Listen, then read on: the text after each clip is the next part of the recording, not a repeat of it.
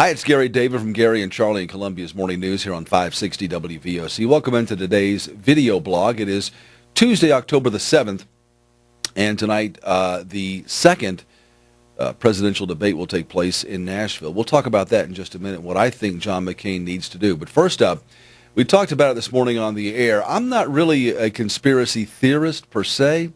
Maybe a little bit, except for when it comes to what happens inside the Beltway. And then I believe, well, anything and everything can happen, and we all have seen that. We all know that. On my last video blog, we talked about Nancy Pelosi. I'm trying to figure out why in the world Nancy Pelosi chose the moment of the first vote in the House of Representatives on what was then a $700 billion bailout package, why she chose to use that time to blast the Bush administration for financial irresponsibility, mismanagement, yada, yada, yada, yada, blah, blah, blah. Well, it just occurs to me now. The conspiracy theorist in me just now realizes that, of course, that's what she wanted to do. Let's think about what was happening. What was that, about a week ago? Week and a half ago? About a week ago. John McCain had suspended his campaign, heads back to D.C. Was that just a political ploy? Was it heartfelt? It doesn't really matter at this point in time. McCain goes back to D.C., suspends his campaign to go back and deal with the financial crisis, wanted to straighten it out. Well, then Barack Obama has to go back as well. Since McCain's done it, he's got to do it. But who had a lot riding on this? Who's going to be tied to the Bush administration throughout this election? Well, obviously the Republicans and the John McCain campaign. So with McCain saying, I'm going to go back and help solve this crisis, that's what's most important right now. What better suited the Democrats than to have that first vote in the House of Representatives fail?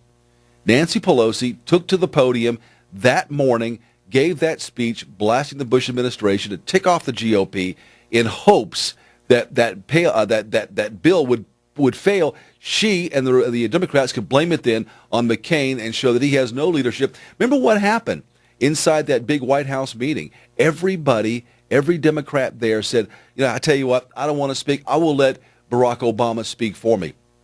It was a setup from day one. Matter of fact, you could probably go back years and see how this was set up. What was our October surprise? It was an economic crisis. It was a financial meltdown of our system. Yeah, I believe there are a lot of politicians in D.C.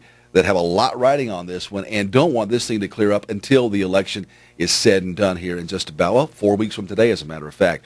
We'll see what happens. Now, the debate tonight, John McCain has got to take the gloves off. The gloves have to come off tonight. Sarah Palin has been the pit bull over the last couple of days.